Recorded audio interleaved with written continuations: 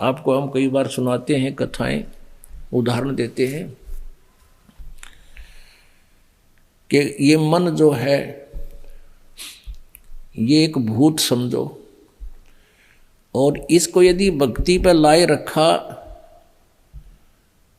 तो ये ठीक से, अगर इसको भक्ति पर नहीं लगाया तो बकवाद सूझता है, कोई भूतपना, कोई गलत काम करवाता है, पाप की तरफ दौड़ता है, हमारे जान का खतरा बनता है। तो इसके लिए इसको कैसे कंट्रोल करना चाहिए, इस मन को, इसको परमात्मा के नाम पर लगाए रखना चाहिए। तो इसका उदाहरण देते हैं हम कई बार।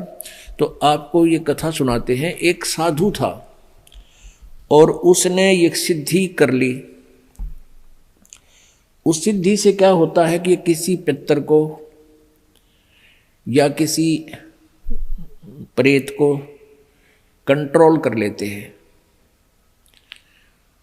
तो उसकी साधना के कारण ईश्वरीय शक्ति से वो जो सिद्ध किया हुआ जो होता है वो सेवक रूप में प्रकट हो जाता है। वो केवल उसी को दिखाई देता है। ये सिद्धि उसकी साधना से ऐसा हो जाता है।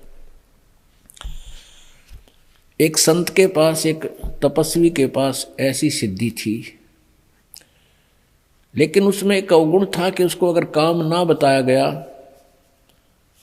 वो सेवक प्रकट हो जाता था तो सिद्धि से, तो नहीं तो वो फिर उसको हानि कर देता। एक संत ने वो सिद्धि आती थी, उसने अपने चेले से भी वह सिद्धि करवा दी। लेकिन उस गुरु ने कहा चेले से, शिष्य कि भाई मेरी अब्सेंस में, मेरी अनुपस्थिति में इस सिद्धि का तू प्रयोग मत करना। अब कुछ दिन के बाद गुरुजी चले गए सैर सपट्टे को कहीं दूसरे जगह पर।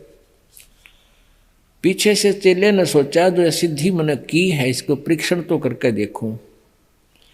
उसने वो सिद्धि प्रयोग कर दी। सामने एक जंद खड़ा हो गया, एक प्रेत सेवक बनकर कहने लगा, महाराज बात सुन ले, यदि मुझे काम बता और काम नहीं बताओगा तो तेरी गर्दन दाबूंगा, मैं तुझे मारूंगा।